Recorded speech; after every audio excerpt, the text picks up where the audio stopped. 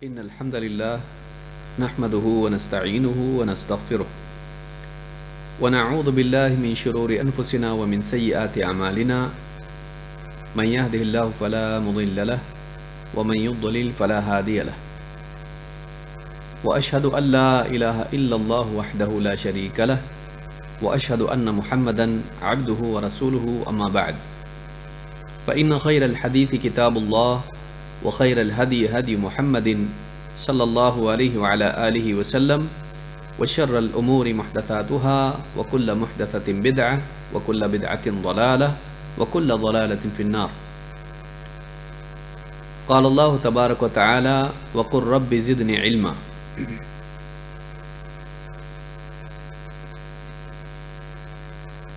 قابل احترام ماں اور بہنوں، اللہ رب العالمین کی توفیق سے آج اس دینی مجلس میں ہم سب جمع ہیں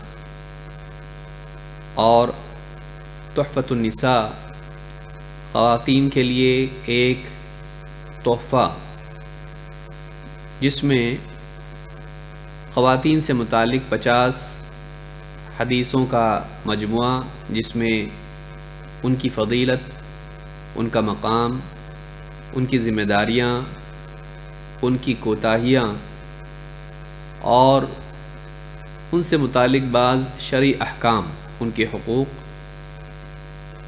اس طرح سے تقریباً 50 حدیثوں کا ایک مجموعہ ہے جس میں یہ ساری چیزیں اختصار کو ملحوظ رکھتے ہوئے جمع کی گئی ہیں۔ بلا شبہ خواتین سے متعلق صرف 50 حدیثیں نہیں ہیں بلکہ بہت ساری حدیثیں ہیں، لیکن مقصود اس میں یہ ہے کہ ہم اختصار کے ساتھ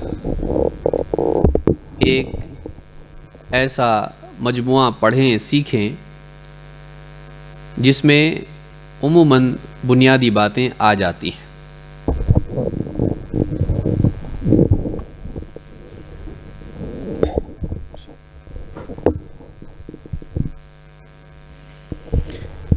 اور یہی اس کورس کا مقصد بھی ہے کہ خواتین کو اپنے مقام اور اپنی ذمہ داریوں کا احساس ہو اور اپنی کمیوں کے بارے میں وہ اپنے اوپر نظر ثانی کریں، دیکھیں کہ اپنا معاملہ ان کا کیسا ہے، تاکہ آنے والی زندگی میں چاہے وہ دنیا کی ہو یا پھر اس کے بعد آخرت والی، اس میں وہ کامیاب ہو جائیں۔ آج جس حدیث کا ہم مطالعہ کرنے والے ہیں یہ حدیث نمبر 14 ہے اور اس میں بہت ساری باتیں ہیں اور یہ بات تفصیل طلب بھی ہے، اس لیے کہ کئی احکامات اس میں ہیں۔ آج ہم اسی حدیث کا مطالعہ کریں گے، وقت کی گنجائش ہو تو حدیث مکمل ہوگی، ورنہ بقیہ مواد ہم اگلے درس میں مکمل کریں گے انشاءاللہ۔ حدیث کے الفاظ ہیں وعن معاویہ القشیری رضی اللہ عنہ قال قلت یا رسول اللہ ما حق زوجة أحدنا عليه قال أن تطعمها إذا طعمت وتكسوها إذا اكتسيت أو اكتسبت ولا تضرب الوجه ولا تقبح ولا تهجر إلا في البيت قال أبو داود ولا تقبح أن تقول قبحك الله۔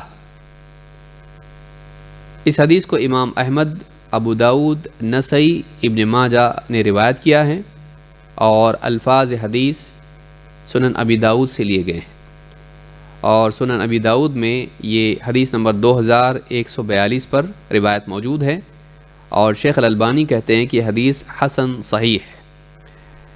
تو یہ ایک بہت ہی عظیم شان حدیث ہے جس میں مردوں کو عورت کے حقوق سکھائے گئے ہیں۔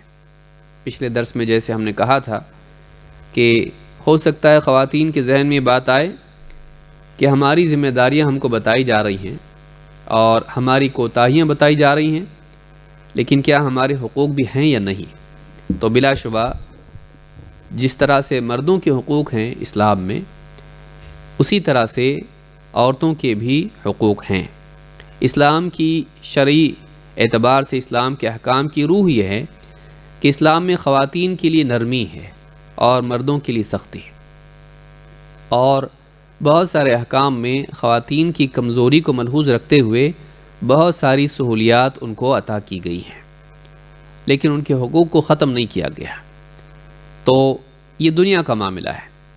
ہاں، یہ بات اپنی جگہ ہے کہ خواتین کو مردوں کے تابع کیا گیا ہے، ایک عورت اپنے شوہر کی ماتحت ہوتی ہے، لیکن آخرت کی زندگی میں عورت کے لیے اس بات کی گنجائش ہے کہ وہ اجر ثواب اور ایمان و عمل میں ترقی کر کے اونچا مرتبہ پائے۔ اللہ رب العالمین ایک عورت کے لیے یہ نہیں ہے کہ وہ آگے نہیں بڑھ سکتی مرد سے، بلکہ دنیا میں دینداری کے اعتبار سے اور آخرت میں اجر و ثواب اور مرتبے کے اعتبار سے شوہر سے بھی بڑھ سکتی ہے۔ تو اللہ رب العالمین نے عورت کے لیے اس معاملے میں کوئی رکاوٹ نہیں رکھی کہ وہ مرد سے آگے نہیں بڑھ سکتی، تو یہ بھی بات یاد رکھنے کی ہے۔ لیکن دنیاوی ذمہ داریوں کے اعتبار سے عورت کو مرد کے ماتحت رکھا گیا ہے۔ آئیے دیکھتے ہیں حدیث کے الفاظ کیا ہیں اور اس کے معنی کیا ہیں، پھر اس کی شرح بھی ہم دیکھیں گے۔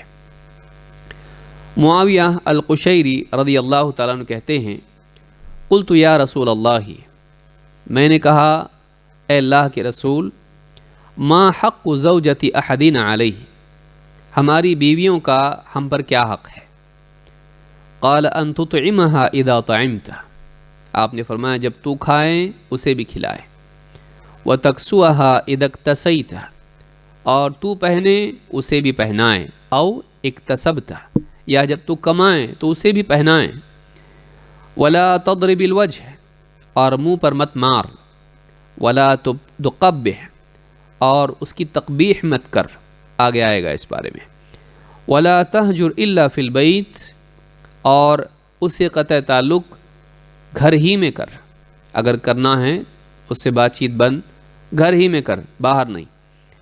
قال ابو داود، امام ابو داود رحمۃ اللہ علیہ فرماتے ہیں، ولا تقبح ان تقول قبحک اللہ، حدیث میں جو لفظ آیا ولا تقبح، اس کا مطلب ہے تو اس کو یوں مت کہہ کہ اللہ تعالیٰ تجھے رسوا کرے، تجھے بدحال کر دے، بدنما کر دے۔ تو یہ کچھ باتیں ہیں جو حدیث میں آئی ہیں، ایک ایک ٹکڑا اس کا ہم سمجھنے کی کوشش کریں گے۔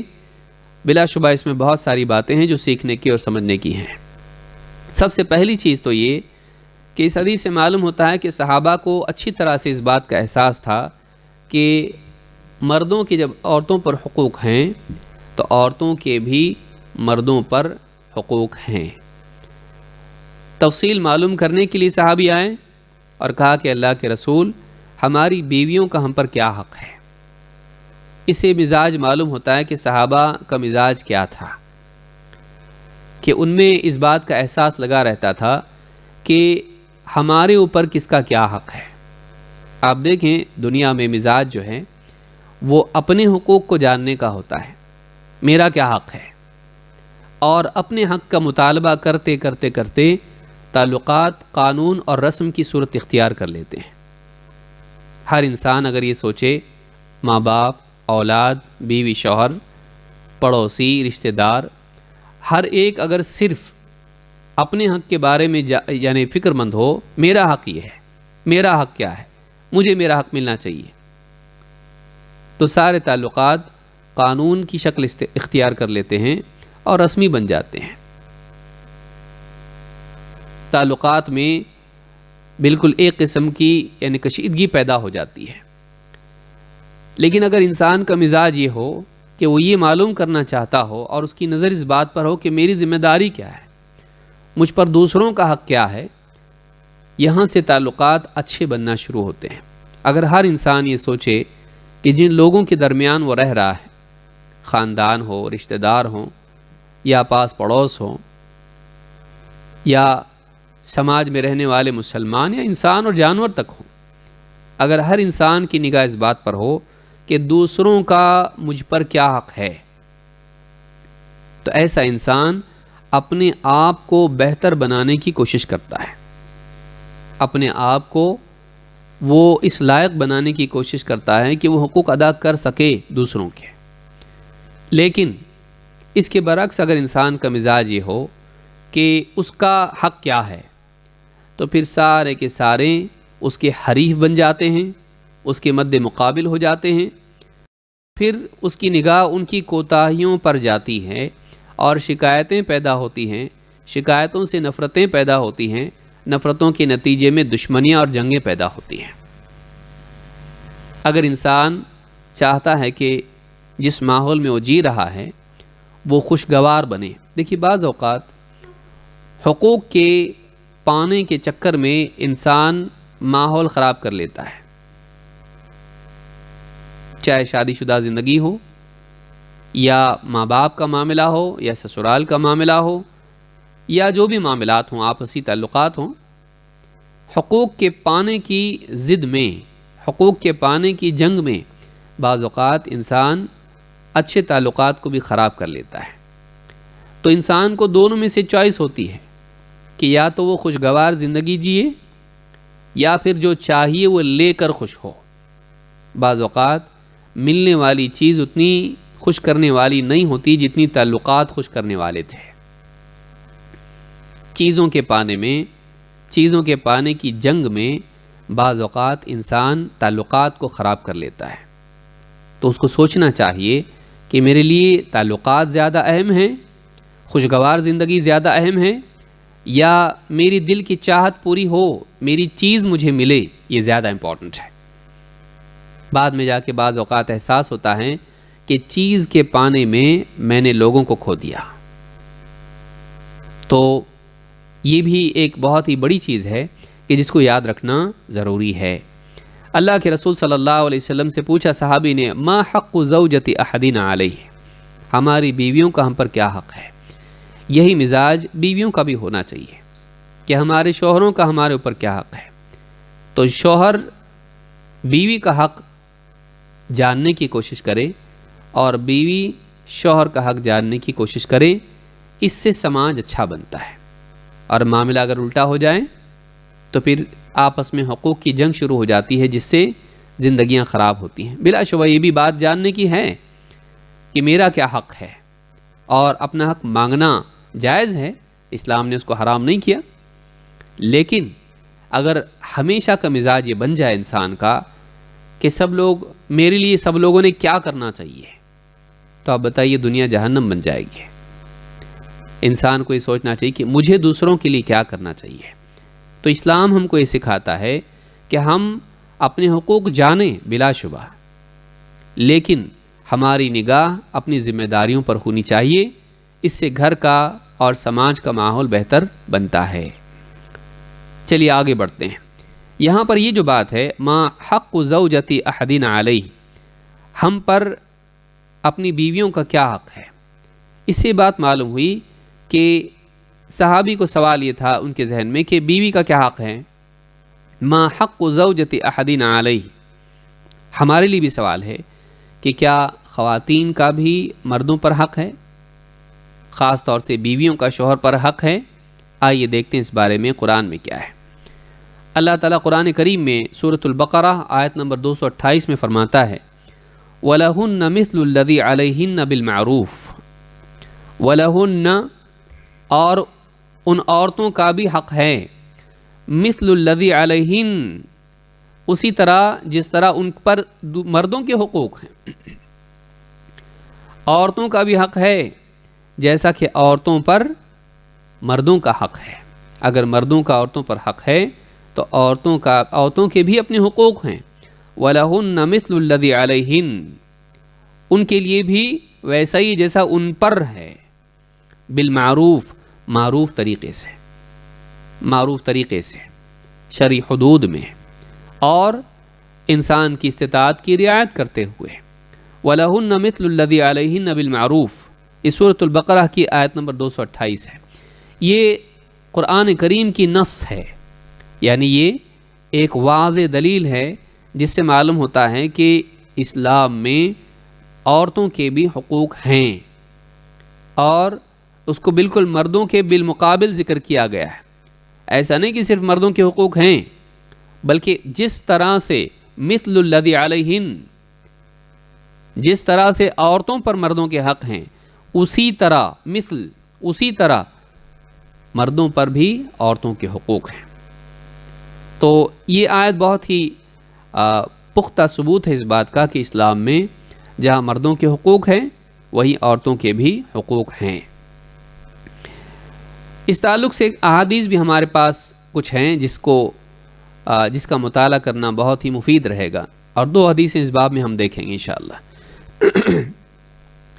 عون ابن ابی جحیفہ اپنے والد سے روایت کرتے ہیں، ابو جحیفہ سے، آخا النبی صلی اللہ علیہ وسلم بین سلمان و ابی الدرداء، اللہ کے رسول صلی اللہ علیہ وسلم نے حضرت سلمان الفارسی اور ابو الدرداء رضی اللہ تعالیٰ عنہ کے درمیان یعنی بھائی چارہ قائم کیا، ایک دوسرے کو بھائی بنا دیا۔ جب ہجرت کر کے اللہ کے نبی صلی اللہ علیہ وسلم مکہ سے مدینہ گئے تو جو مہاجر تھے ان کے پاس کچھ بھی نہیں تھا، پیسہ، گھر، لباس، کھانا پینا، جو بھی چیزیں ہیں، تجارت، سب چھوڑ کے گئے تھے۔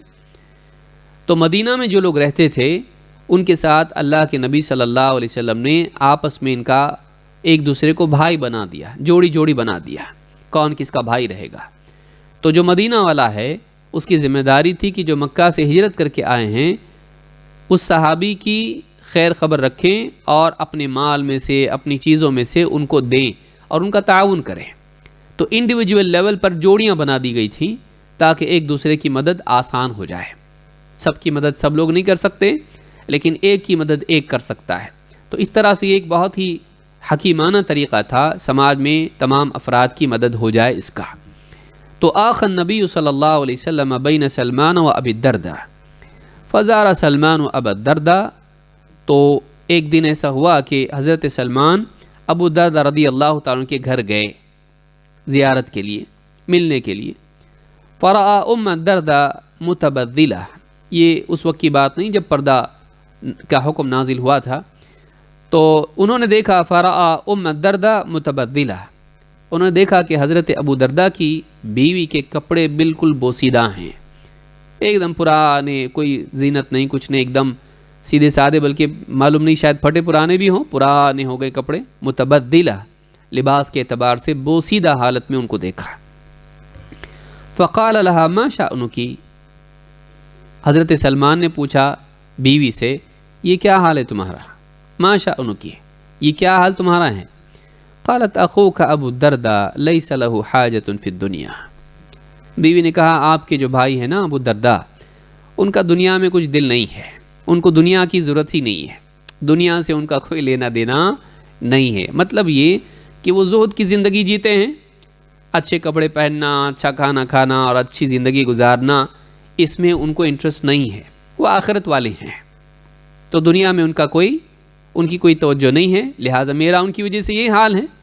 یہ شکایت نہیں تھی، بلکہ انہوں نے اچھے انداز میں اس کو بیان کی، یہ نہیں کہا کہ دیکھیے نا مجھ پر دھیان ہی نہیں دیتے، ایسا نہیں کہا، بلکہ کیا کہا آپ کے جو بھائی ہیں ابو درداء، ان کو دنیا کی کوئی حاجت اور چاہت نہیں ہے، یعنی وہ زہد والی زندگی گزارتے ہیں اور نتیجے میں میں بھی ان کے ساتھ ہوں۔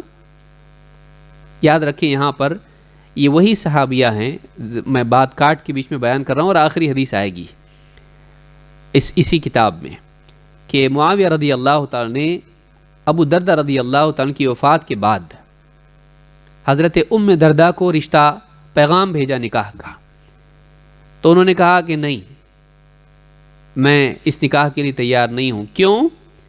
اس لیے کہ میں نے اللہ کے نبی صلی اللہ علیہ وسلم سے سنا ہے کہ المرأۃ لآخر ازواجہا، عورت اپنے آخری شوہر کے ساتھ ہوگی، آخرت میں جنت میں عورت اپنے آخری شوہر کے ساتھ ہوگی، یعنی اگر شوہر کا انتقال ہوا اس کے بعد دوسرا نکاح کیا اور دونوں جنت میں گئے تینوں مثلا، تو اب یہ عورت کس کے ساتھ رہے گی؟ پہلے شوہر کے ساتھ نہیں بلکہ دوسرے شوہر کے ساتھ میں رہے گی۔ اس سے بھی معلوم ہوتا ہے کہ بیوی شوہر جنت میں ساتھ میں ہوں گے، اس کو تفصیل ہم وہاں دیکھیں گے انشاءاللہ، لیکن یہاں بتانا ہی چاہ رہا ہوں کہ انہوں نے رشتہ کیوں ٹھکرایا، حضرت معاویہ کا رشتہ پیغام کیوں قبول نہیں کیا نکاح کا شوہر کے انتقال کے بعد؟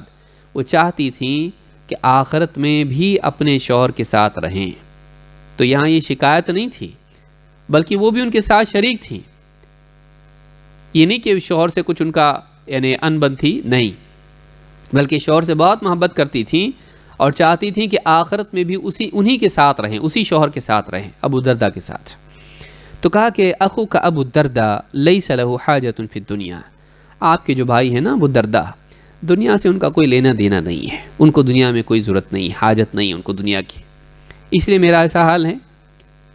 فجاء ابو الدرداء فصنع له طعاما فقال کل، ابو الدرداء رضی اللہ تعالیٰ عنہ باہر گئے تھے، گھر آئے تو دیکھا حضرت سلمان آئے ہیں، ان کے لیے کھانا بنوایا، فصنع له طعاما فقال کل، کا کھاؤ، انہوں نے کہا کھاؤ، قال فإني صائم، حضرت ابو الدرداء نے کہا میں روزے سے ہوں، حضرت سلمان مہمان ہیں، ابو الدرداء میزبان ہیں، حضرت سلمان کے لیے کھانا انہوں نے بنایا مہمان کے لیے، کہا کھاؤ آپ بھی کھاؤ، کہا کہ میں روزے سے ہوں، ابو الدرداء روزے سے ہیں، قال ما انا بآکل حتى تأکل، قال فأکل، کہا کہ میں بھی نہیں کھاؤں گا جب تک تم نہیں کھاؤ گے، میں بھی نہیں کھاؤں گا جب تک کہ تم نہیں کھاؤ گے۔ روزہ کون سا تھا؟ یہ فرض نہیں تھا، فرض ہوتا تو یہ تھوڑی نہ بے روزہ رہتے، یہ نفل روزہ تھا، تو میزبان نفل روزہ رکھے ہوئے، مہمان نے کیا کہا؟ جب تک آپ نہیں کھاؤ گے میں بھی نہیں کھاؤں گا۔ قال، راوی کہتے ہیں فأکل، تو ابو الدرداء نے بھی ان کے ساتھ کھایا۔ یہاں یہ جان لیجئے کہ نفل روزہ مہمان کی وجہ سے یا کسی وجہ سے توڑا جا سکتا ہے، اس میں کوئی مسئلہ نہیں ہے، اور نہ اس کی قضا واجب ہے، کیونکہ خود وہ روزہ واجب نہیں تو قضا کیسے واجب ہوگی؟ تو اگر نفل روزہ کسی نے رکھ لیا اور دن میں کسی حصے میں اسے ایسا لگا کہ تھکن بہت ہو گئی ہے، یا کوئی مہمان آ گیا، یا کہیں دعوت آ گئی، تو ایسا انسان دوسروں کی دلجوئی کے لیے اپنا نفل روزہ توڑ سکتا ہے۔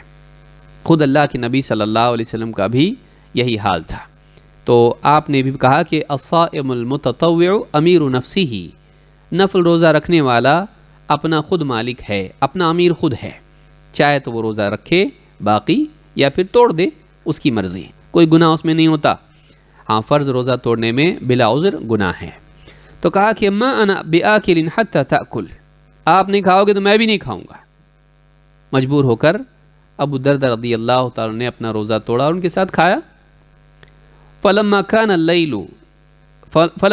الليل ذهب ابو الدرداء يقوم، اب رات ہوئی، رات میں سو گئے سب لوگ۔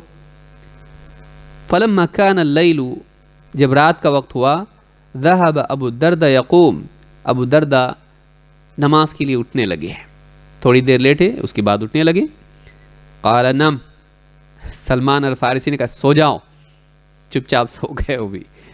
ثم ذهب يقوم، پھر اٹھنے لگے کچھ دیر کے بعد، فقال نم، سو جاؤ۔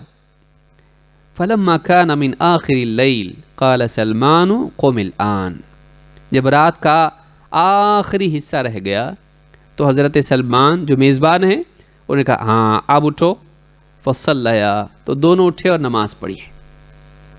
فقال له سلمان، اب یہ دیکھیے کیا ہے، جب یہ سارا معاملہ ہوا تو اس کے بعد میں حضرت سلمان الفارسی رضی اللہ تعالیٰ نے کہا ان لربک علیک حقا ولنفسک علیک حقا ولأہلک علیک حقا فأعط کل ذی حق حقہ۔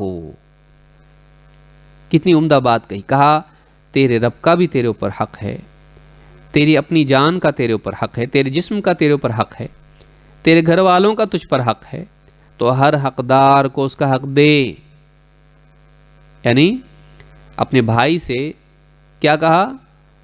رب کا بھی حق ہے، جسم کا بھی حق ہے، گھر والوں کا بھی حق ہے، تو یہ نہیں کہ خالی اللہ کی عبادت اللہ اللہ کرتے رہو اور اپنے جسم کا لحاظ نہ کرو، روزانہ روزہ، پھر جسم کمزور، پھر رات رات کی نماز، پھر آنکھیں بھی کمزور، طبیعت خراب۔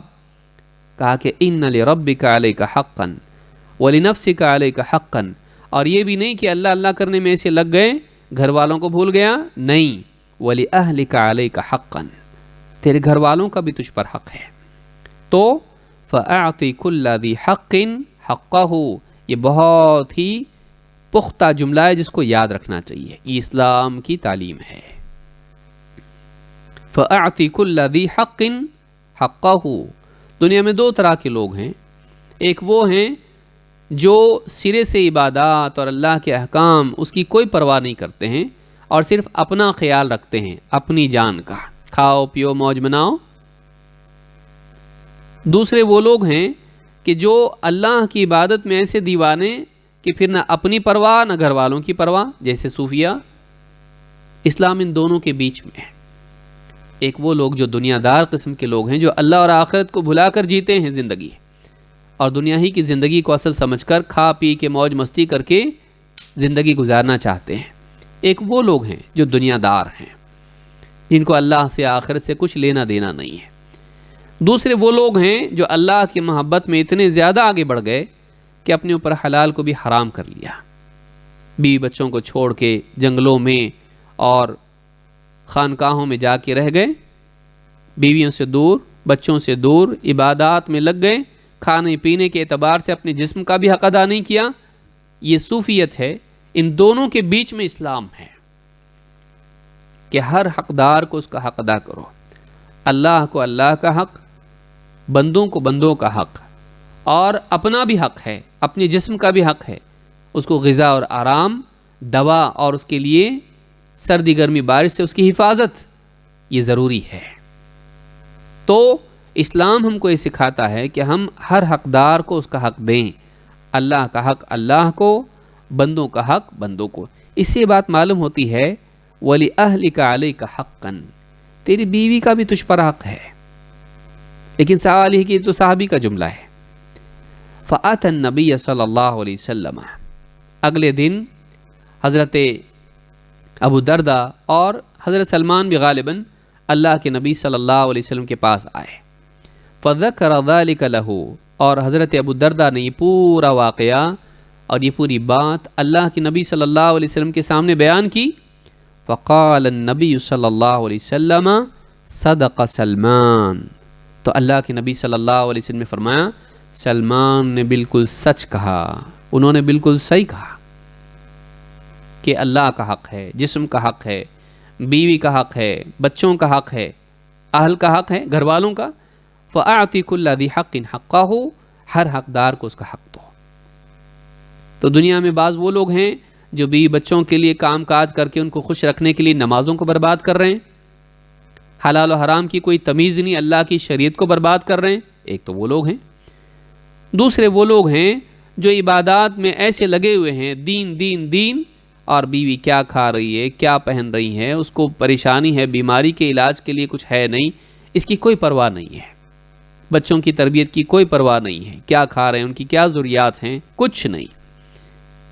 یہ دونوں غلط ہیں، ان کے درمیان اسلام کی تعلیم ہے۔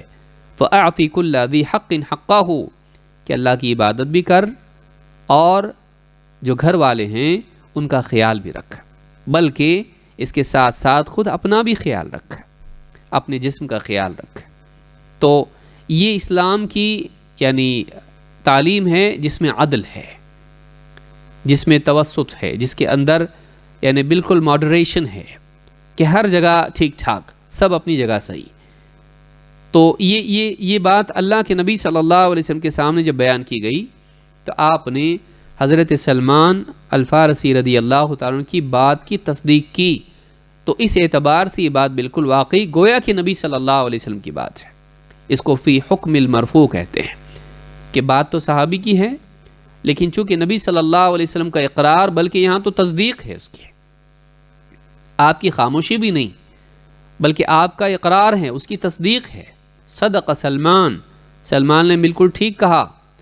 تو اس سے معلوم یہ ہوتا ہے کہ خود نبی صلی اللہ علیہ وسلم کا بھی موقف، آپ کی بھی بات یہی ہے۔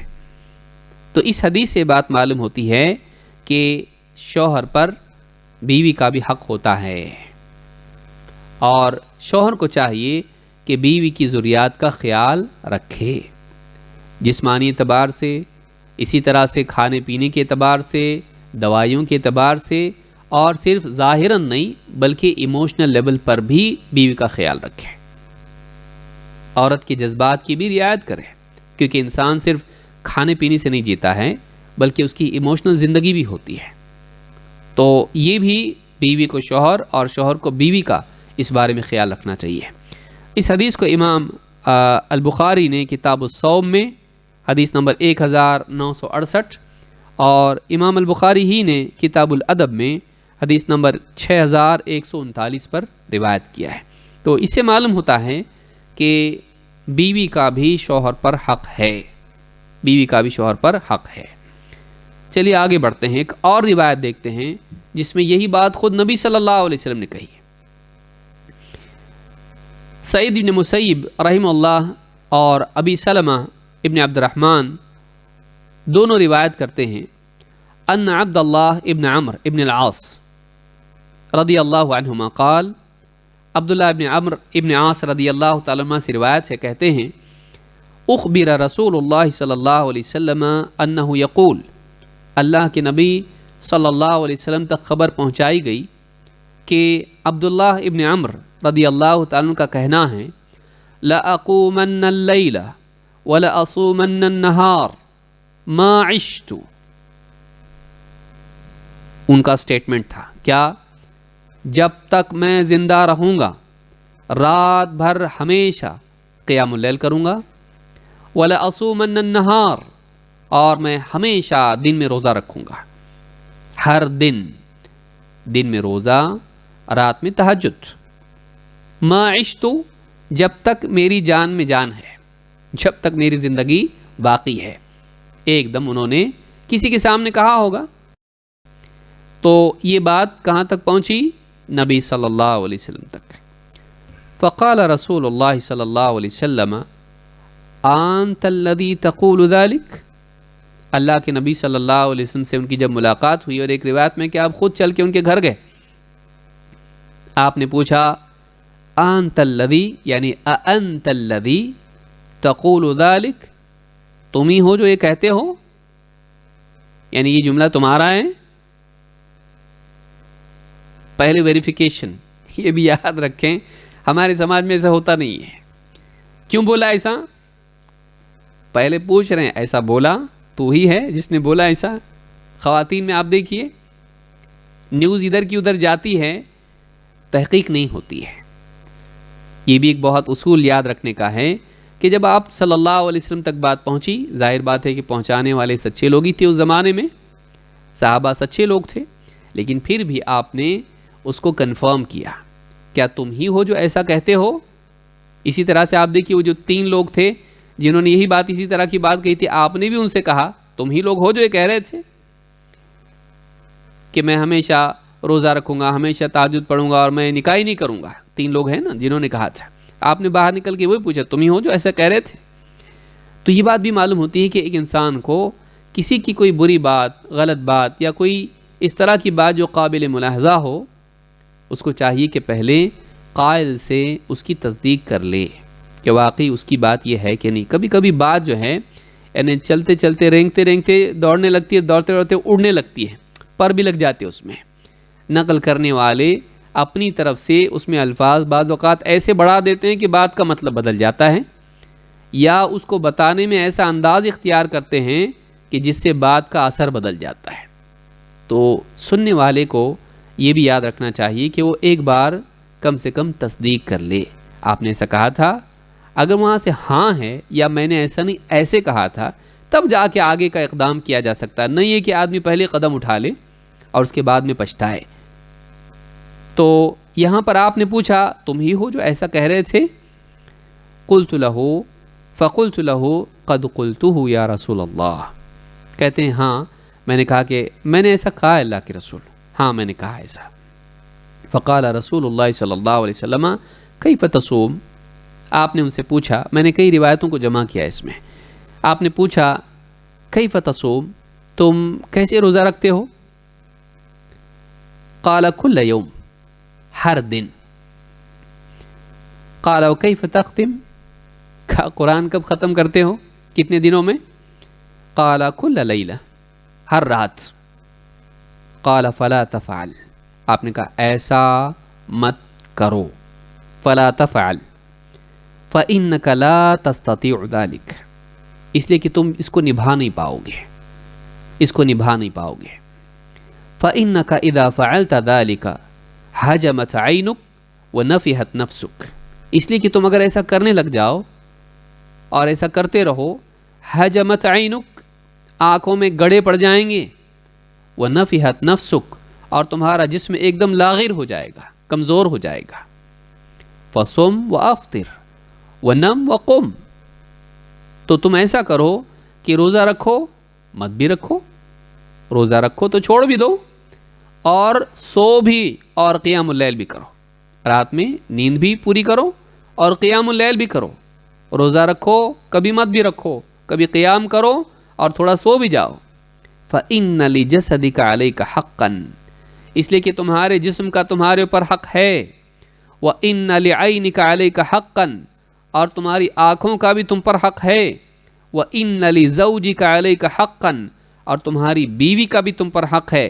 وَإِنَّ لِزَوْرِكَ عَلَيْكَ حَقًّا، اور تمہارے مہمان کا بھی تم پر حق ہے۔ جسم، آنکھیں، یہاں پر جسم خاص طور سے آنکھیں جسم ہی میں تو ہوتی ہیں، دونوں کو الگ کیوں کیا؟ نبی صلی اللہ علیہ وسلم کوئی بات بلا وجہ نہیں بولتے ہیں۔ جسم اس اعتبار سے کہا کہ تم روزہ رکھو گے لگاتار، جسم کمزور پڑ جائے گا۔ آنکھوں کا ذکر رات میں قیام اللیل کے اعتبار سے، رات بھر جب جاگو گے اور سو گے نہیں، تمہاری آنکھیں خراب ہو جائیں گی۔ آپ دیکھیے کوئی بھی انسان اگر رات میں نہیں سوتا ہے، کئی دنوں سے نیند نہ ملے، آنکھوں کا حال دیکھیے اس کے، آنکھیں خراب ہو جاتی ہیں۔ آنکھوں کو بھی بند ہونا ضروری ہے، نیند ملنا ضروری ہے، ورنہ آنکھیں کمزور ہو جاتی ہیں۔ اسی لیے آپ نے کہا حجمت عینک ونفیت نفسک، جسم لاغر ہو جائے گا، آنکھیں کمزور ہو جائیں گی، آنکھوں میں گڑے پڑ جائیں گے۔ تو کہا کہ تمہارے جسم کا تم پر حق ہے، آنکھوں کا تم پر حق ہے، یعنی روزے اور قیام اللیل کے اعتبار سے۔ پھر دوسرا، تمہاری بیوی کا بھی حق ہے، تمہارے مہمان کا بھی حق ہے، یعنی تم رات بھر جاگو گے، دن بھر روزہ رکھو گے، کمزور ہو جاؤ گے، بیوی کے حقوق کیسے ادا کرو گے؟ بیوی سے معاشرت تمہاری کیسی رہے گی؟ ہر اعتبار سے، اخلاق یعنی سلوک کے اعتبار سے بھی اور اس کی خواہشات کے اعتبار سے بھی، رات بھر جاگ رہا ہے، عبادت میں لگا ہے، دن بھر روزہ رکھ رہا ہے، تو بیوی سے تعلق قائم کرنا اور ساری چیزیں ضروریات ہیں انسان کی اور اس کی اپنی حاجات ہیں، کیا کرو گے؟ کہا کہ وَإِنَّ لِزَوْجِكَ عَلَيْكَ حَقًّا، اور وَإِنَّ لِزَوْرِكَ عَلَيْكَ حَقًّا، مہمان کا حق کیسے ادا کرو گے؟ مہمان آیا اور وہ کھلا رہے اور تم روزہ ہو، اور مہمان آیا اور تم بالکل تھکے ہوئے اور روزے میں سو گئے، تو مہمان کا حق کیسے ادا کرو گے؟ کمزوری تمہارے اندر ہوگی۔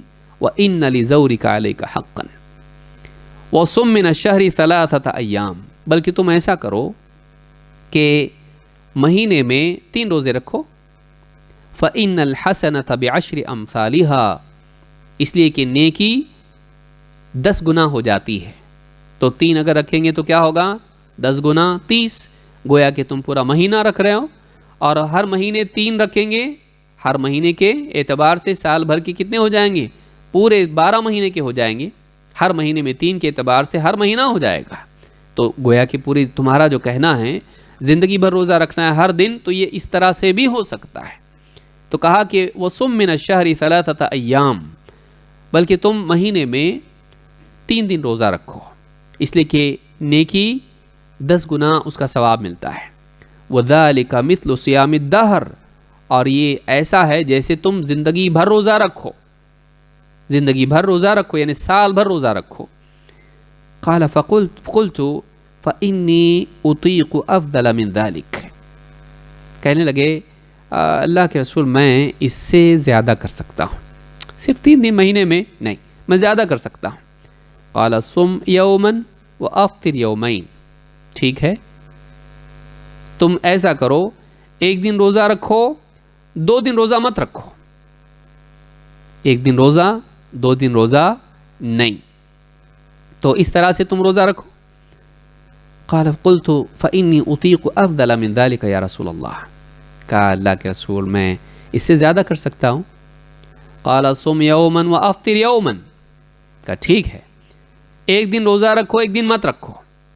وذلك صيام داود علیہ السلام، اور یہ داؤد علیہ السلام کا روزہ رکھنے کا طریقہ ہے، 1 دن روزہ رکھتے تھے، 1 دن روزہ نہیں رکھتے تھے۔ وهو اعدل الصيام، اور روزوں میں سب سے افضل یہ ہے، زیادہ سے زیادہ جو کر سکتا ہے افضل سے افضل وہ یہ ہے۔ قال قلت فإني أطيق أفضل من ذلك، کہ اللہ کے رسول میں اس سے زیادہ کر سکتا ہوں۔ پھر اسی پر آگے جس پر تھے کہ میں روزانہ روزہ رکھنا چاہتا ہوں. قال رسول اللہ صلی اللہ علیہ وسلم لا افضل من ذلك، اس سے افضل کچھ نہیں، اس سے افضل کچھ نہیں. قال عبداللہ ابن عمرو رضی اللہ عنہما وقرأ القرآن فی کل شہر، پھر آپ نے کہا، اللہ کے رسول صلی اللہ علیہ وسلم نے فرمایا کہ وقرأ القرآن فی کل شہر، کہ ہر مہینے میں ایک مرتبہ قرآن ختم کر.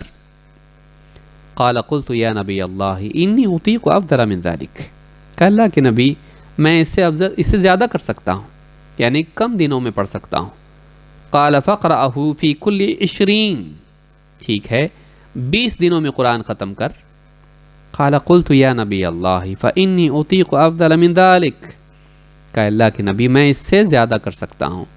قال فقرأہ فی کل 10، ٹھیک ہے 10 دن میں قرآن پڑھ، ہر 10 دنوں میں ایک قرآن ختم کر. قال قلت یا نبی اللہ انی اطیق افضل من ذلک، کہ اللہ کے نبی میں اس سے بھی زیادہ کر سکتا ہوں. قال فقرأ فی کل 7، 7 دنوں میں قرآن ختم کرنا. ولا تزد علی ذلک، اور اس سے زیادہ مت کرو، اب 7 دن میں قرآن ختم کرنا. ایک اور روایت میں ہے کہا انی اطیق اکثر، اے اللہ کے رسول میں اس سے زیادہ کر سکتا ہوں.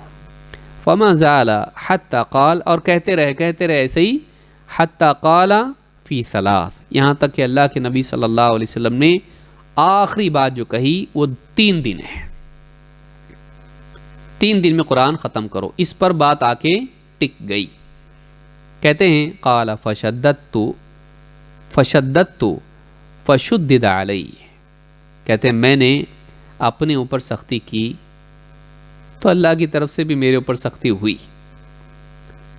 قال علی النبی صلی اللہ علیہ وسلم انک لا تدری لعلک یطول بک عمر، اللہ کے نبی صلی اللہ علیہ وسلم اس سے فرما رہے تھے کہ تم کو نہیں معلوم ہے، شاید تمہاری عمر لمبی ہو جائے. آج تم کر پا رہے ہو جوانی میں، بڑھاپا بھی تو ہے نا، اپنے اوپر تم یہ چیز عائد کر رہے ہو کہ میں ایسا کروں گا. کیونکہ مومن سے یہی امید ہوتی ہے کہ جب وہ ایک نیکی شروع کرتا ہے تو اس پر پابندی سے جمع رہتا ہے.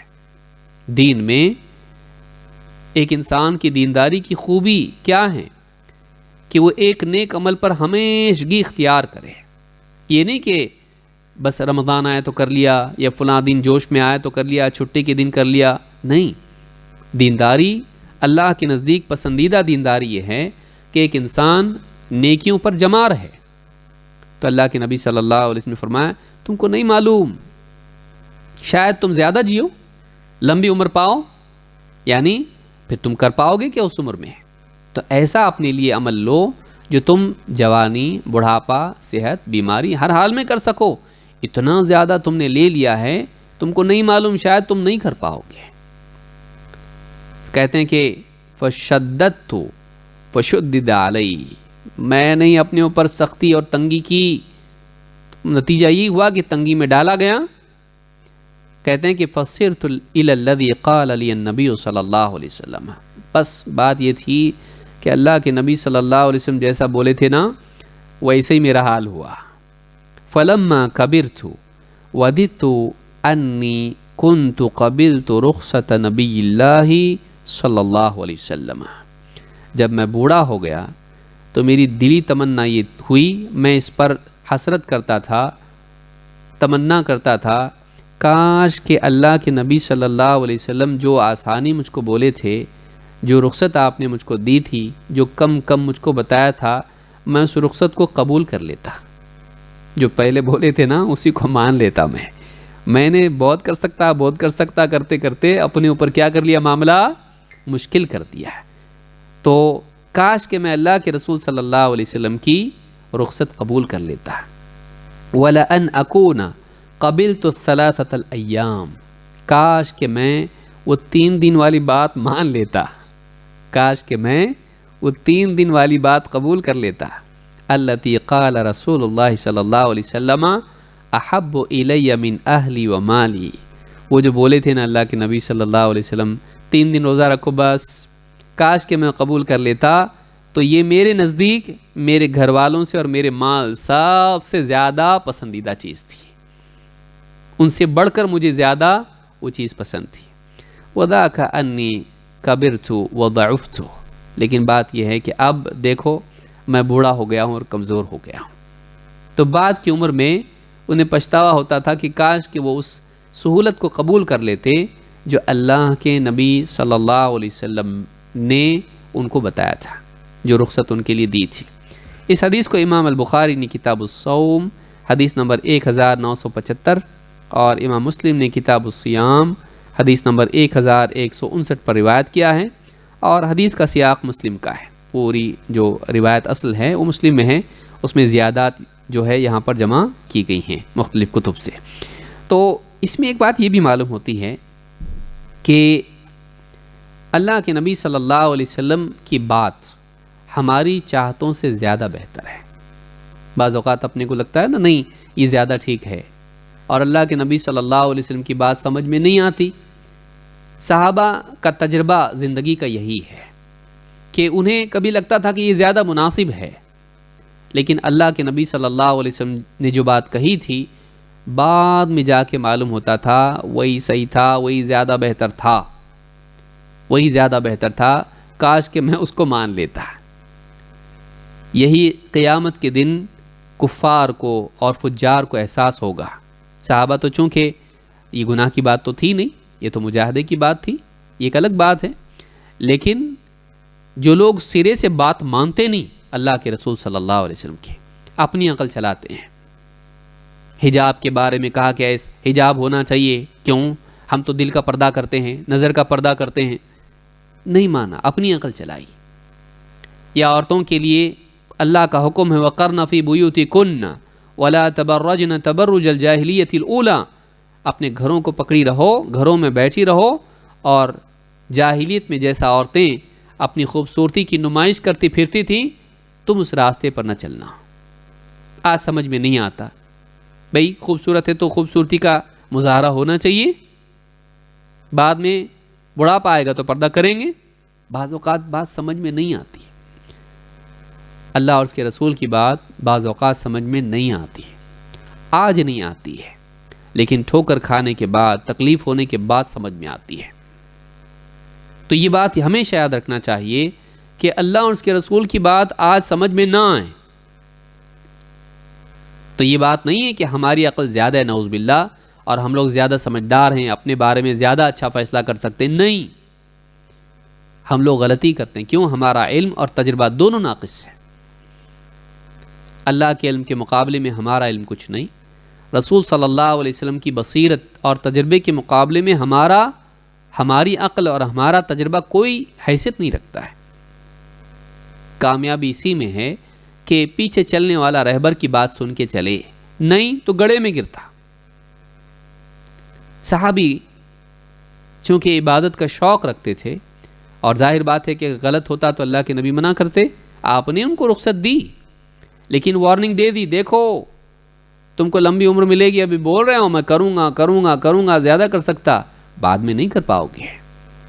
اور وہی ہوا جو اللہ کے نبی صلی اللہ علیہ وسلم نے کہا۔ لہٰذا زندگی میں ایسا موڑ اکثر ہمارے سامنے آئے گا، ایسا مرحلہ ہمیشہ ہمارے سامنے آئے گا کہ ہماری عقل، ہمارا تجربہ، ہماری چاہت کچھ اور بول رہی ہے، اور اللہ کے نبی صلی اللہ علیہ وسلم کی بات کچھ اور بتا رہی ہے۔ اس وقت میں ایمان کا تقاضا بھی ہے اور سمجھداری کا بھی تقاضا ہے کہ ہم وہ بات مان لیں جو اللہ کے نبی صلی اللہ علیہ وسلم ہم کو بتائے ہیں، اس لیے کہ آپ سے زیادہ جاننے والا کوئی نہیں بندوں میں، اور آپ سے زیادہ ہمارا بھلا چاہنے والا کوئی نہیں۔ بعض اوقات خود ہم ہی اپنے لیے مصیبت کھینچ لیتے ہیں، جیسا کہ صحابی نے یہاں پر کیا، کہا کہ میں فشددت، اور میں نے اپنے اوپر تشدید کی، فشدد علی، تو اللہ نے بھی مجھ کو مصیبت میں، جب تو ہی پریشانی چاہتا ہے تو لے، تو ہی اپنے لیے تشدید کرنا چاہتا ہے، اپنے آپ پر مشقت ڈالنا چاہتا ہے تو مشقت میں پڑھ۔ تو ان کا بعد کے وقت میں یہی حال ہوا کہ وہ پچھتاتے تھے، تمنا کرتے تھے کہ کاش اللہ کے نبی صلی اللہ علیہ وسلم کی رخصت کو میں قبول کر لیتا۔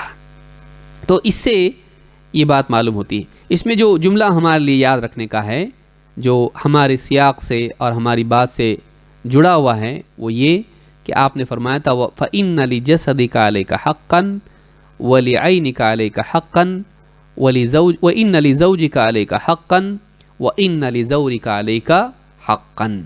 تو یہاں پر جو آپ نے بتایا کہ تیری بیوی کا بھی تجھ پر حق ہے، تیری بیوی کا بھی تجھ پر حق ہے، تو اس واقعے سے جو کہ بہت ہی ہمارے لیے اس میں یہ بھی بات دیکھنے کی ہے کہ صحابہ کتنے عبادت کے شوقین تھے۔ آج تو معاملہ الٹا ہے۔ آج اگر بولیں 3 نماز پڑھے تو چلتا کیا، ایسے ہو گئے ہم لوگ۔ وہ روزانہ رات میں تہجد کی بات کر رہے ہیں، آج ہمارے اس میں بیٹھ کے کبھی کبھی ایسا بھی باتیں ہوتی کچھ، اگر 3 ہی نماز ہوتی تو کتنا اچھا ہوتا نا، دوپہر کی اور پھر بس شام کی 2 ہی ہوتی تو کتنا اچھا ہوتا، فجر کی نہیں ہوتی، عشاء کی نہیں ہوتی تو کتنا اچھا ہوتا نا، صبح اٹھنا اور بالکل پریشانی اٹھانا اور پھر نماز پڑھنا نیند چھوڑ کے، کتنا مشکل ہے نا، سردی کے دنوں میں تو اور بھی مشکل ہے، اور پھر دن بھر کا کام کرو، خدمت کرو سب کی، اور پھر رات میں کھڑے ہو کے پھر عشاء کی بھی نماز پڑھو۔ اگر یہ 2 نمازیں نہیں ہوتی تو کتنا اچھا ہوتا۔ ایسی بھی باتیں ہوتی ہیں، ہم لوگ فرائض کے بارے میں کوتاہی کرتے ہیں اور چھوڑنے کی بات کرتے ہیں، اور وہاں نبی صلی اللہ علیہ وسلم کو صحابہ کو چھوڑنے کی ترغیب دینا پڑ رہا ہے۔ رات بھر مت عبادت کرو، بلکہ تھوڑا ایسا سو بھی جاؤ۔ یہاں رمضان کے روزے کا معاملہ کیا چل رہا ہے؟ رمضان کے بارے میں آج حال یہ ہے، میں آخری عشرے میں چھٹی لوں گا اور پورے بڑے بڑے روزے رکھوں گا۔ تو آپ دیکھیں، پورا رمضان بھی روزے نہیں رکھتے ہیں۔ بچوں کو رکھوانے کا شوق ہے لیکن خود رکھنے کا شوق نہیں ہے۔ ٹھیک ہے، جو لوگ بیمار ہیں، حیض کی حالت ہے، مسافر ہے، بہت بوڑھے ہو گئے ہیں، تو ان کے لیے رخصت اپنی جگہ ہے، لیکن اور بچوں پر تو فرض بھی نہیں ہے، لیکن بچوں کو روزہ رکھائیں گے اور خود پان کھاتے ان کو مسجد میں لے کے آئیں گے، پھول وول پہنا کے اور فوٹو ووٹو نکالیں گے ان کا، اور بولیں گے مولوی صاحب دیکھو اس کا پہلا روزہ ہے، یا اس کے اتنے روزے ہو گئے، پچھلے سال سے زیادہ ہو گئے، اور خود پان کھا رہا ہے باپ۔ تو یہ جو حال ہوا ہے ہمارا، اسی کے نتیجے میں آج ہمارا گھر برکتوں سے خالی ہے، اور ہم پر دشمن مسلط ہے، اور ہم ذلت اور پستی میں پڑے ہوئے ہیں۔ جو اللہ کے دین کی قدر ہم کریں گے، وہی اللہ کے ہاں ہماری ہوگی، دنیا میں ہماری قدر اور مقام ہوگا۔ لہٰذا یہ واقعہ یہ بھی بتاتا ہے کہ صحابہ کتنے شوقین تھے عبادات کے۔ فرائض تو فرائض، نوافل میں اللہ کے نبی صلی اللہ علیہ وسلم کو ان کو سمجھانا پڑتا تھا کہ تم کو اتنا نہیں کرنا چاہیے، تھوڑا کم کرو۔ آج الٹا معاملہ ہے، آج فرائض میں ہم لوگ ہوتا ہے۔ تو یہ ایک بات معلوم ہوئی کہ خواتین کا بھی، بیوی کا بھی شوہر پر حق ہے، قرآن کی آیت سے، اور اسی طرح سے ان دونوں واقعات سے، ان دونوں حدیثوں سے ہم نے اس بات کو جانا۔ آئیے آگے بڑھتے ہیں۔ صحابی نے پوچھا کہ کیا حق ہے ہماری بیویوں کا ہم پر؟ تو اللہ کے نبی صلی اللہ علیہ وسلم نے یعنی کہا کہ ان تطعمها اذا طعمت وتكسوها اذا اكتسيت او اكتسبت۔ دیکھیے 2 چیزیں ہیں، ایک عورت کی جسمانی ضرورت ہے، غذا جو اس کی زندگی کی بقا ہے، اور دوسرا اس کی عزت ہے، اس کا لباس ہے، سماج میں دوسری عورتوں کے ساتھ اٹھتی بیٹھتی ہے، پاس پڑوس میں اس کا لباس جو ہے اس کی حالت کو بتاتا ہے کہ شوہر اس کا خیال رکھتا کہ نہیں رکھتا، اور لباس کے اعتبار سے اس کا حال کیا ہے۔ تو لوگوں میں عورت اپنی زینت کے ذریعے سے، خاص طور سے اپنے لباس کے ذریعے سے، اپنی اقران میں، اپنی ساتھ والی عورتوں میں عزت پاتی ہے۔ تو جسمانی ضرورت اور سوشل سٹیٹس جس کو آپ کہتے ہیں، یہ دونوں چیزیں عورت کے لیے امپورٹنٹ ہوتی ہیں، آپ نہیں بول سکتے اس کو، یہ اہم ہوتا ہے۔ اللہ کے نبی صلی اللہ علیہ وسلم نے ان دونوں چیزوں کا ذکر کیا، ان کے علاوہ اور بھی چیزیں ہیں، لیکن آپ نے یہ بالکل فنڈامنٹل، ایک دم بیسک چیز بیان کی۔ یہ نہیں کہ شوہر میٹھی میٹھی پیاری پیاری باتیں کرے اور شوہر بیوی کہ مجھ کو بھوک لگی ہے، وہ کھانا وانا کچھ نہیں، پیار کی باتیں کریں گے، نہیں چلتا ایسا۔ پہننے کے لیے ڈھنگ کے کپڑے نہیں ہیں، اور شوہر جو ہے اس کے ساتھ میں ہمدردی کی باتیں کرے، نہیں چلتا ایسا. اس کی مٹیریل نیڈز پہلے پوری ہونی چاہیے جو اس کے لیے قوت کا ذریعہ ہیں اور سماج میں عزت کا ذریعہ ہیں، اس کو اس کا خیال رکھنا پڑے گا. تو کہا کہ اور یہاں پر جو بات کہی وہ بہت اہم ہے. آپ نے اس یعنی مزاج کی تردید کی کہ تو اپنا تو خیال رکھے لیکن بیوی کا نہیں، ایسا نہیں ہونا چاہیے. بلکہ کیا کہا؟ ان تطعمها اذا طعمت، تو خود کھائیں تو اسے بھی کھلا. وتکسوها اذا اکتسیت، اور جب تو خود پہنے تو اسے بھی پہنا، یا تو کمائے تو اسے بھی پہنا. اکتسبتا، اکتساب کمانے کو کہتے ہیں. تو جب تو تیرے پاس پیسہ آئے یا جب تو اپنے لیے خریدے کپڑے، جب تو پہنے اسے بھی پہنا. تو اس سے یہاں پر یہ بات معلوم ہوتی ہے، یعنی علماء نے کہا کہ یہ آپ نے مبالغے کے طور پر کہا، یعنی یہ نہیں ہونا چاہیے کہ تو کھانے اور پہننے میں اپنا تو خیال رکھے اور بیوی کا نہ رکھے.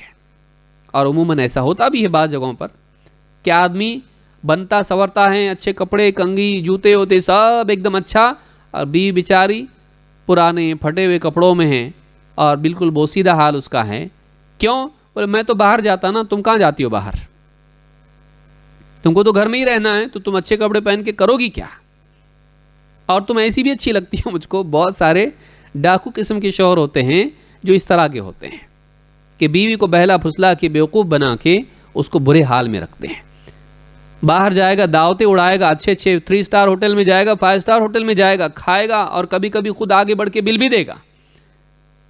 اپنے اسٹیٹس کی وجہ سے دوستوں میں اس کی شہرت ہو جائے، واہ واہ ہو جائے، کیا زبردست آدمی، کھلاتا ہے سب کو اور خود بھی کھاتا ہے، شوقین ہے کھانے کا. کھانا کھائے گا ہوٹل میں اور ڈکار لے گا گھر پہ آ کے. لیکن گھر میں بیوی بیچاری دوپہر کا کھانا گرم کر کے رات میں کھا رہی ہے، رات کا کھانا گرم کر کے صبح میں کھا رہی ہے. اس کو تازہ تازہ لگتا ہے، اس کو سب اچھا اچھا لگتا ہے، لیکن بیوی بچے کیا کھا رہے ہیں اس کی کوئی پرواہ نہیں. ٹھیک ہے، ایک آدمی فقر و فاقے میں خود ہے، حلال کمانے میں تنگی ہے اس کی، حرام نہیں کماتا ہے اور جاب نہیں مل رہا ہے، کسی طرح سے محنت مزدوری کر کے لاتا ہے، خود بھی روکی سوکی کھاتا ہے، بیوی بچوں کو بھی روکی سوکی کھلاتا ہے. یہ اچھا آدمی ہے، یہ اچھا آدمی ہے کہ حرام سے بچ رہا ہے. جو بھی ہے وہ لا کے رکھ دیا، خود بھی وہی کھا رہا، بیوی کو بھی وہی کھلا رہا ہے. یہ برا نہیں ہے، کوشش تو کر رہا نا.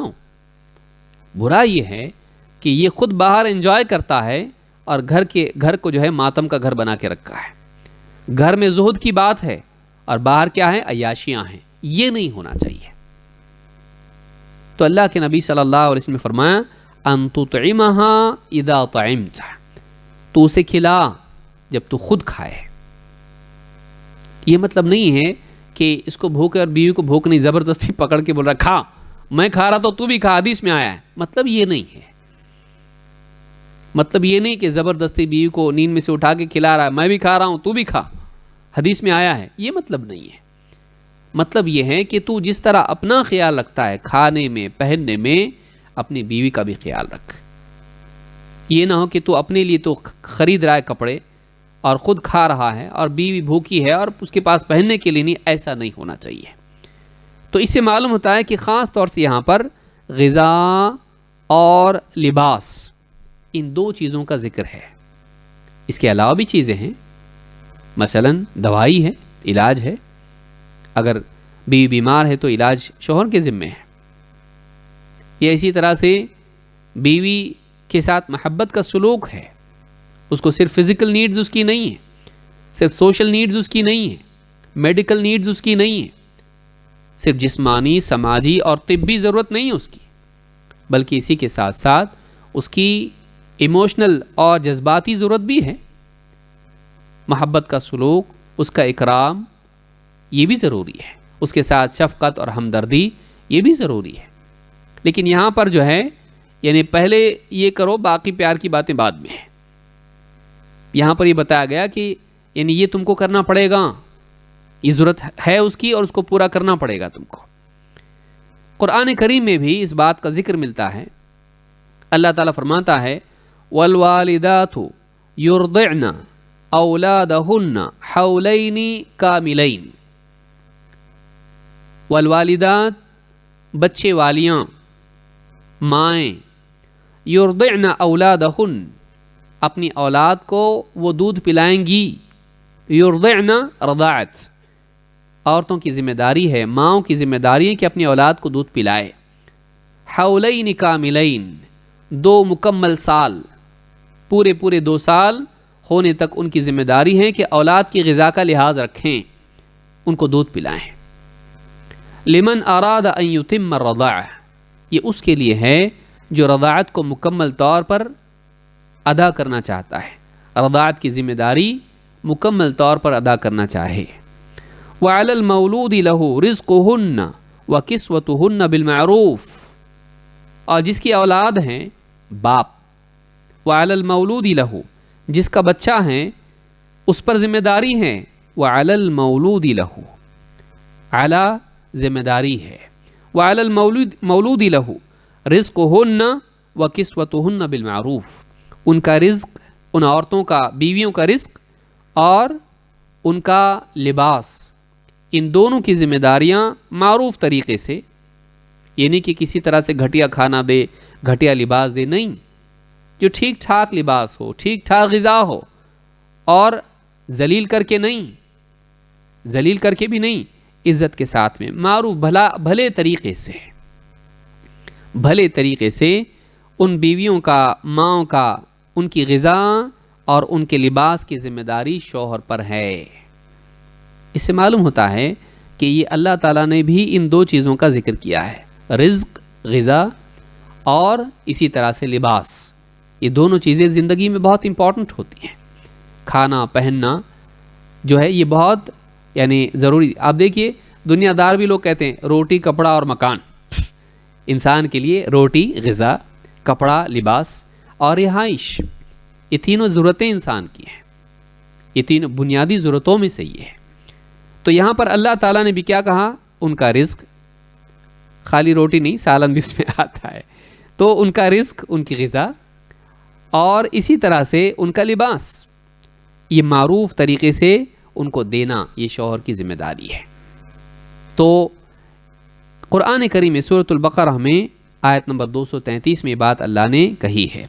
तो इस आयत में बिल्कुल नस से सरीह है, इसको नस से सरीह कहते हैं, क्लियर एविडेंस, जो बिल्कुल जिसमें कोई दो राय नहीं होंगी, बिल्कुल साफ साफ सीधी सीधी बात है, जिससे बिल्कुल साफ तौर पर साबित हो जाता है कि बाप पर ज़िम्मेदारी है कि बीवी औलाद वाली उसकी ज़िम्मेदारी निभाए, उसके रिज़्क़ और उसके लिबास की, मारूफ़ तरीक़े से, परेशान करके नहीं, मांग मांग के थक गई, दम तोड़ने में थी कि ला के दिया, ऐसा नहीं, या जलील करके दिया, ले मर, इस तरह से नहीं, बिल्कुल जलील करके, बेज़ खा, ऐसे जलील करके नहीं, कितना खाएगी, ले खा, पहन ये ले पहन, जलील करके नहीं, बल्कि मारूफ़ तरीक़े से, इज़्ज़त के साथ, बर वक्त और उतनी मिक़दार में जितना उसकी ज़रूरत है, जितनी उसकी ज़रूरत है, कभी किया कभी नहीं किया, ऐसा नहीं, मारूफ़ तरीक़े से। मारूफ़ के लफ्ज़ में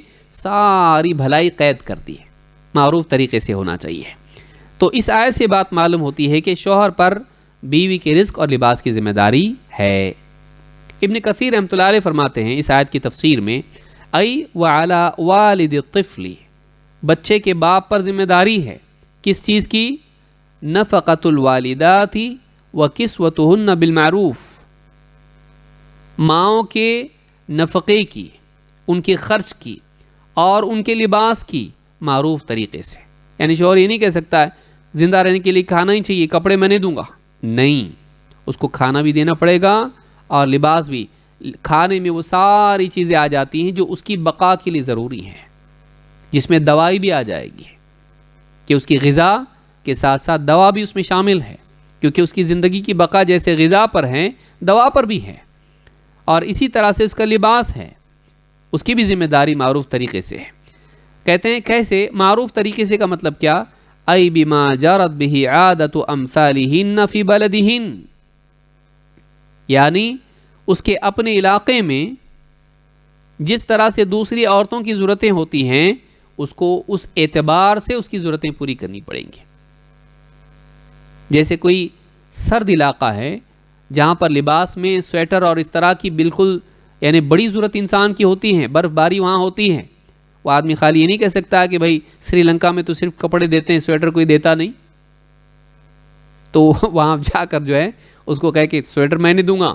وہاں پہ اس کو دیکھنا پڑے گا وہاں عورت کی لباس کی ضروریات کیا ہیں، زینت کے اعتبار سے نہیں، حاجت کے اعتبار سے. تو وہاں پر اس کو وہ بھی دینا پڑے گا کہ اس کے اپنے علاقے میں ایک عورت کے لباس کی کیا ضرورت ہوتی ہے، اس کو وہ ساری ضرورتیں اس کی پوری کرنی پڑیں گی. من غیر اسراف ولا اقتار، اسراف اور اقتار کے بغیر، یعنی فضول خرچی اور تنگی یعنی کنجوسی کے بغیر، بحسب قدرتہ فی یسارہ و توسطہ و اقتارہ، اپنی قدرت کے اعتبار سے. یہ بھی نہیں کہ عورت اس سے بڑی بڑی مہنگی چیزیں مانگ رہی ہیں اور شوہر کی کمائی اتنی نہیں ہے اور اس سے بڑی بڑی مہنگی چیزیں مانگ رہی، اسی برانڈ کا چاہیے مجھ کو لباس، اسی برانڈ کا چاہیے مجھ کو.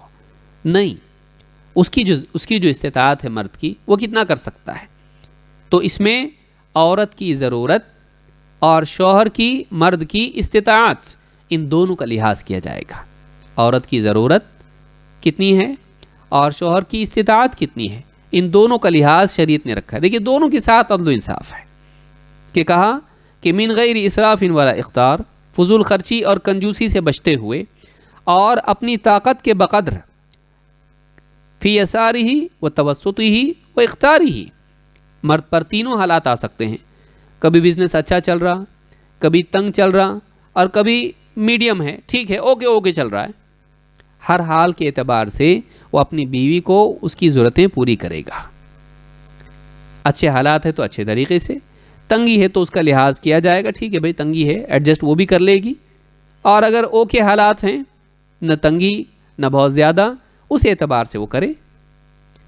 کما قال تعالی، جیسا کہ اللہ تعالیٰ نے فرمایا، لِيُنْفِقْ ذُو سَعَةٍ مِّن سَعَتِهِ، کہ وسعت والے کو اپنی وسعت کے اعتبار سے خرچ کرنا چاہیے.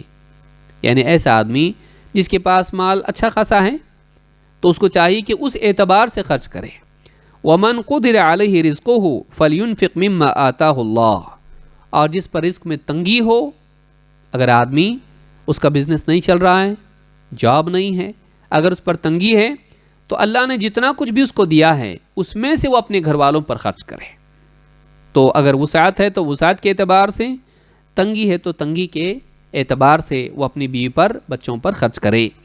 لا یکلف اللہ نفسا الا ما آتاہا، اللہ تعالیٰ کسی کو ایسی چیز کا مکلف نہیں بناتا سوائے اتنے کے جتنا اللہ نے اس کو دیا ہے.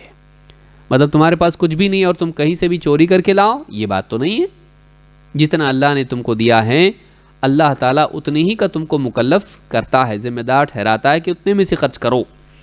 سَيَجْعَلُ اللَّهُ بَعْدَ عُسْرٍ يُسْرًا، ان قریب اللہ تعالیٰ تمہاری تنگی کے بعد تمہارے لیے وسعت پیدا کرے گا، مشقت کے بعد آسانی پیدا کرے گا. یعنی اگر تم نے اللہ کے حکم کو پورا کرتے ہوئے بیوی بچوں کے حقوق ادا کیے، اگر آج تنگی میں بھی تم ہو لیکن حقوق ادا کرنے کا مزاج تمہارا ہے، تو اللہ تعالیٰ اس تنگی کے بعد بہت ممکن ہے تمہارے لیے وسعت پیدا کر دے اللہ کی بات ماننے کی برکت سے. یہ سورہ الطلاق کی آیت نمبر 7 ہے. تو یہ بات ابن کثیر رحمہ اللہ نے اپنی کی تفسیر میں یہ بات کہی ہے. اس سے بات معلوم ہوتی ہے کہ شوہر پر بیوی کی ضرورت کی رعایت کرتے ہوئے اس علاقے کے اعتبار سے ذمہ داری ہے کہ اس پر کتنا خرچ ہونا چاہیے، دوسری عورتوں کے لیے کتنا لگتا ہے ایوریج، اور اس میں شوہر کے حالات کا بھی اعتبار کیا جائے گا، رعایت کی جائے گی کہ اس کا فائنینشیل کنڈیشن کیسی ہے. تو ان دونوں کا معاملہ دیکھتے ہوئے اللہ رب العالمین نے ذمہ داری ڈالی، اور وسعت والا وسعت کے اعتبار سے، تنگی والا تنگی کے اعتبار سے خرچ کرے. اس سے بھی معلوم ہوتا ہے کہ شوہر پر ذمہ داری ہے کہ وہ بیوی کا خرچ اٹھائے. تو میں سمجھتا ہوں آج کے لیے اتنا کافی ہے.